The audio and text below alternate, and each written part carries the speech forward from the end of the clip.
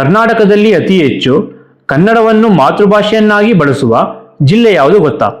ಭಾರತದಲ್ಲಿ ಕನ್ನಡ ಮಾತನಾಡುವವರು 4.37 ಕೋಟಿ ಜನ ಇದ್ದಾರೆ.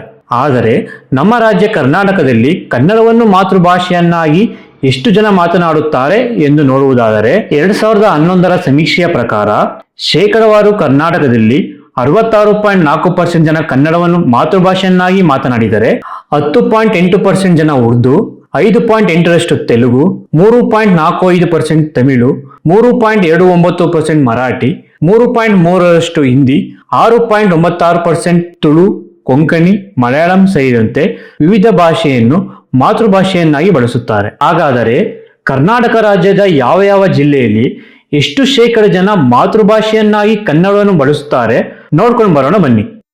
ಮೊದಲನೇ ಸ್ಥಾನದಲ್ಲಿ ಮಂಡ್ಯ 91.9%, ಕೊನೆಯ ಸ್ಥಾನದಲ್ಲಿ ದಕ್ಷಿಣ ಕನ್ನಡ 9.3% ಜನ ಕನ್ನಡವನ್ನು ಮಾತೃಭಾಷೆಯನ್ನಾಗಿ ಬಳಸುತ್ತಾರೆ. ನನ್ನ ಮಾತೃಭಾಷೆ ಕನ್ನಡ. ನಿಮ್ಮ ಮಾತೃಭಾಷೆ ಯಾವುದು? ಕಮೆಂಟ್ ಮಾಡಿ. ವೇಟ್ ಹೋಗೋ ಮುಂಚೆ ಸಣ್ಣ ಕಿವಿ ಮಾತು. ಕನ್ನಡ ಬಳಸಿ, ಕನ್ನಡ ಉಳಿಸಿ. ಇನ್ನಷ್ಟು ಇಂಟ್ರೆಸ್ಟಿಂಗ್ ಮಾಹಿತಿಗಳಿಗಾಗಿ ಫಾಲೋ ಮಾಡಿ 360 ಕನ್ನಡಿಗ.